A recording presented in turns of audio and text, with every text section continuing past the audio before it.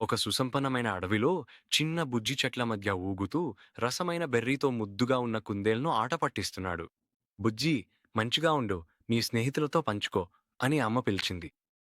అతను ప్రతిస్పందిస్తూ నాకన్నీ తెలుసమ్మా అన్నాడు. బుజ్జి అడవి లోతుల్లోకి మాయమైపోయాడు. కుందేలు, జింకలు అసహనంగా చూస్తూ మిగిలిపోయారు. చంద్రుని వెలుతురులో కళ్ళు మెరుస్తూ బుజ్జి స్వర్ణబొటనకాయ చెట్టు వైపు దొంగతనంగా నడుస్తున్నాడు. అతని ఆకాంక్ష నీడలా కనిపిస్తోంది.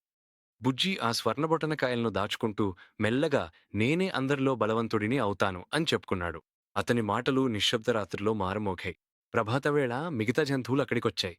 చెట్టు ఖాళీగా కనిపించడంతో వారి ముఖాలు దిగులుగా మారాయి. లోభం ఎప్పుడూ మంచిది కాదు. హెచ్చరికలను పట్టించుకోకుండా బుజ్జి మరింత పండ్ల కోసం ఆకాంక్షతో చెట్టులో ఎక్కుతూ పైకెక్కాడు. ఒక పెద్ద మోగు శబ్దంతో కొమ్మ విరిగింది. బుజ్జి నేలపై పడిపోతూ పోయాడు. ఎవరైనా దయచేసి నాకు సహాయం చేయండి. ఆ గాయపడిన బుజ్జిని చుట్టూ తాబేలు, ఏనుగు, జింక, పక్షులు చేరి మౌనంగా ఓదార్పు అందించారు. నేను తప్పు చేశాను. ఎండలో మెరిసే మైదానంలో దయార్ద్రత కలిగిన తల్లి పంది తన ముగ్గురు ఉల్లాసంగా ఉన్న పంది పిల్లలతో గర్వంగా నిలబడి ఉంది. వారి కళ్లల్లో యవ్వన ఉత్సాహం మెరుస్తోంది. ఇప్పుడు పర్సీ, పిప్ప, పీటర్ తమ తమ ఇళ్లను నిర్మించుకొని ధైర్యంగా ప్రపంచంలోకి అడుగు పెట్టాల్సిన సమయం వచ్చిందని ఆమె ప్రకటించింది. వంకరవాలిన తోకలు ఊగుతూ పందిపిల్లలు తల్లిని ఆలింగనం చేసి వీడ్కోలు చెప్పి సూర్యకాంతి రహదారిపై తమ ఉల్లాసకర ప్రయాణాన్ని ప్రారంభించారు. అస్సీ తన బలహీనమైన సౌకర్యవంతమైన గడ్డీళ్లు చుట్టూ నాట్యం చేస్తూ తాను త్వరగా పని పూర్తి చేసినందుకు గర్వపడుతున్నాడు.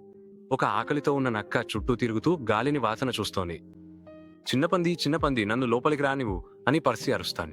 లేదు లేదు, నా మీసాల మీద ఒట్టు, లోపలికి రానివ్వను అని నక్క గర్జిస్తుంది. అయితే నేను ఊపుతాను. ఇటుకల ఇంట్లో పర్సి, పిప్ప ఇద్దరూ కలిసి కూర్చుని భయంతో ముఖాల్లో స్పష్టంగా కనిపించేలా వణుకుతున్నారు. ఎందుకంటే భయంకరమైన నక్క అక్కడికి వచ్చింది. చిన్నపందులు నన్ను లోపలికి ఆడిమడి. నక్క యొక్క భయంకరమైన డిమాండ్ గాల్లో మారుమవుతుండగా పీటర్ ఒక వేడి ఉప్పెన ఉంచేందుకు సిద్ధమవుతున్నాడు. అయ్యో! ఒక అరుపుతో నక్క మరిగిన నీటిలో పడిపోతుంది. దెబ్బతిన్న తోకతో పారిపోతుంది. పందులు ఆనందంగా హర్షధ్వానాలు చేస్తారు.